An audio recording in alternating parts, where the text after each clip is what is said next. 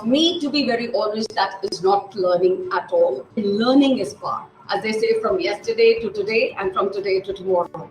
What happens when students in the classroom are trying to know something from a subject versus trying to learn about the subject? Does knowing blocks learning? Is knowing harder or learning is easier? What does examination support, knowing or learning? Today, let's explore the underlying difference between knowing and learning in the education system with seasoned educationist Madam Anju Mehta, who has over 2 decades of experience and presently serving as principal of DCG International School, Punjab. Madam Anju Mehta, welcome to the conversation. Thank you very much, Mr. Santosh. I take this opportunity to air certain opinions that I hold dear, and I think this is a very relevant topic that you've touched upon. Because, when we talk about knowledge and learning, there are such different aspects. And unfortunately, in the present times, to a great extent, what we are checking the kids on is knowledge or knowing, And when we say knowing, I would say that it basically means how much they know as far as their theoretical concepts are concerned, or how much can they possibly regurgitate from the textbooks that they have studied. And me, to be very honest, that is not learning at all, because that anybody can do. Learning comes when we apply that knowledge in our real life. That learning and knowing are two different aspects.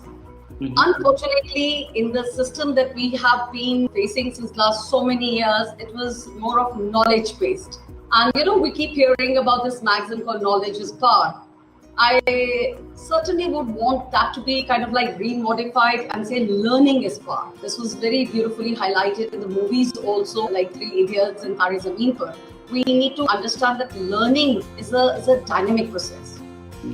Knowing makes us only draw from whatever current existence of knowledge we have. But learning allows us to expand that ambit of understanding. Yeah, I like a way you could re-put that. Knowledge is powerful versus thought processes should be rechanged to learning is a power. I would like to ask you as an educator, do you think learning and knowing can go or happen together? Yes, to a great extent. Like a lot of people might say no, but I think both can be done easily. We need to just change our mindset. When we change our mindset on how we perceive education and how we want the objectives or the outcomes to be achieved, that can happen. So learning is compromised when I think students face undue stress and anxiety to score a particular grade. They shall be deemed a failure in case they're not able to score. I'm very happy with the NEP because it's like a promissory note and it does kind of promise a lot of stuff, and we hope that it gets implemented sooner than later. Learning happens when we are telling the kids that yes, don't worry, we are also checking you on your ideations, we are also checking your competencies. We also need to encourage the kids to compete with themselves, as they say, from yesterday to today and from today to tomorrow. When we are competing them with others, that will not let them learn. They'll always be on the edge trying to beat the other one out. So let them compete with themselves. So learning happens when children learn the practical application, I would say. The conceptualization of their knowledge has to take place, makes them more enthused as there are more challenges that they look forward to. So we have to make learning a very interesting process. It should be doled in a way that they look forward to learning something. I would like to understand, as educator, I understand enthusiasm in trying to teach children, not just knowing, also learning in the classroom. But how do you manage this aspect of it where the examinations mostly rely on knowing, if I correctly understand? I agree with you that NEP can change this process. But so far, the story has been knowing is tested mostly in examination. Partially, I think learning is tested in laboratory. So how do, as educator, you balance this thinking process where examination demands something, but a teacher educator want to do something else? The examination system has to be kind of revamped. When we tell the children the relevance and significance of why we are doing what we are doing and why they are being taught, that makes all the difference. It's so surprising that whatever you did beyond the books is something that they always remember. When you talk about examinations, I think the present time again makes us focus on what kind of examinations we need, because we are still struggling how to assess them and different boards are doing different things.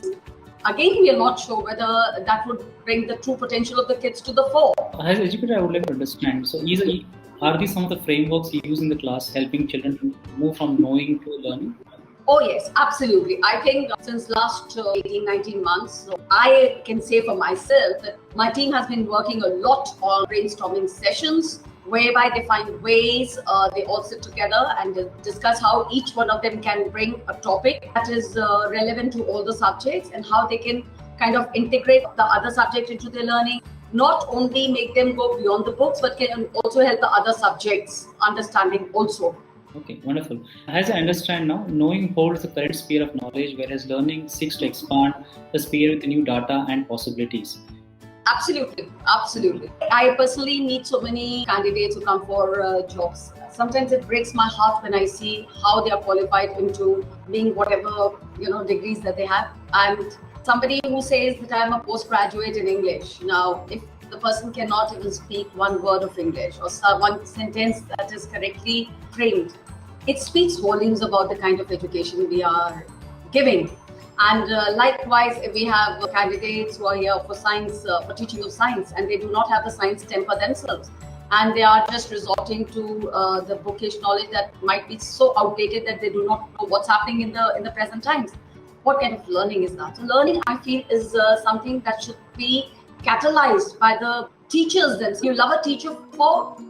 I remember my teachers. I can always think of a few teachers on my tips, because they were the ones who perhaps told us something that was not there in the books, and we would be like so completely engrossed in what they had to say because it was interesting.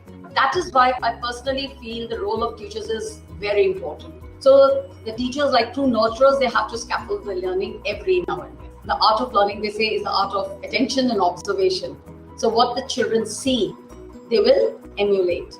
Thanks for sharing some interesting insight on knowing and learning. It was wonderful talking to you, Madam Anju Mehta. Likewise. And looking forward for future more conversation on this and the topic. Pleasure is entirely mine. Thank you very much. Thank you. Santosh. Wish you all the best for your future endeavors. Thank you. Thanks a lot.